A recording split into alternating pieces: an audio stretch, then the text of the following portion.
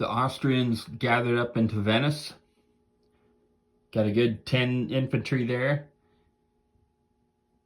in control of Piedmont, and were not able to take Marseille. They also moved down here into Constantinople.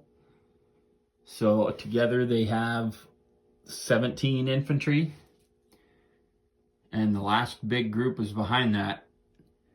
They might have to start splitting their resources again, which even not splitting them, they haven't been able to make a difference in Tuscany.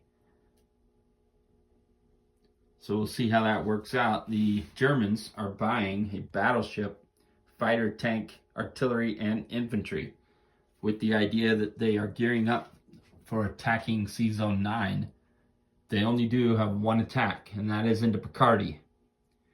The difference this time, they're hoping, is they have about double the infantry that they had last time. So they got about 20.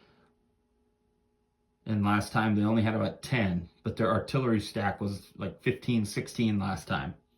And that is not the case this time.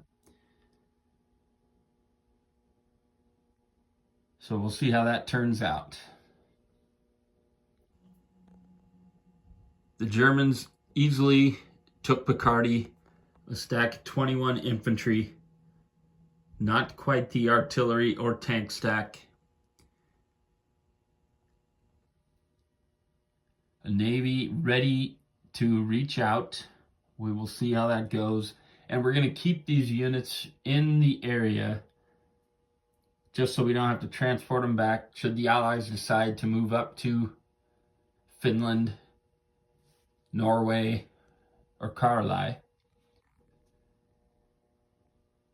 However, I'm already starting to feel a little bit of a regret. You've got the French who will retaliate. They are going to attack everything they can into Picardy, and I'm sure they're going to take a heavy hit. However, the British, combined with what they have here, 6 more units from England, same thing they did last time. However, the United States, the potential that they have with all these units that are just waiting, plus the units that are already there, is a third strike that is potentially more dangerous than the last one. They didn't end up going up there last time. The American units went down to Italy. But that is strong third strike. We'll see if the Germans can last. Hopefully, if they take all that attention, it will open things up down here, and the Austrians will move back into Tuscany again. But we'll see how that goes. The French are building infantry and an artillery, and that is it. We'll see how this battle goes. So the French attack was kind of successful on both sides.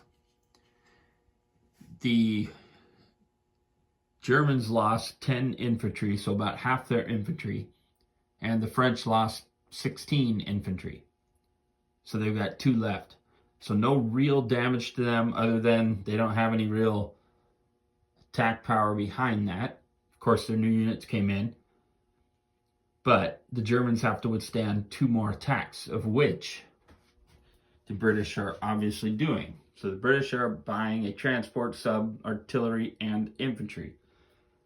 Down here in the Middle East, they're hitting Constantinople again.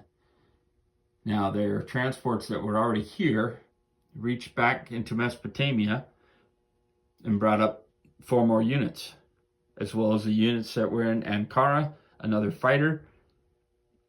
This will be another heavy hit to the Ottomans. And then up here, I didn't point out, the French did go into Switzerland and Lorraine, thinking that they had potentially 3 attacks against the Germans. They had enough and they could afford it, but they didn't even get 1 hit, so the Germans are still there. The British are deciding to send 2 infantry into Lorraine. Everything else here into Picardy, and the 6 units on the transports and fighter into Picardy. So that's 2 more fighters. In the first battle with the French, there were no hits in the dogfights. So there was no air superiority. Okay, we'll see how the British do.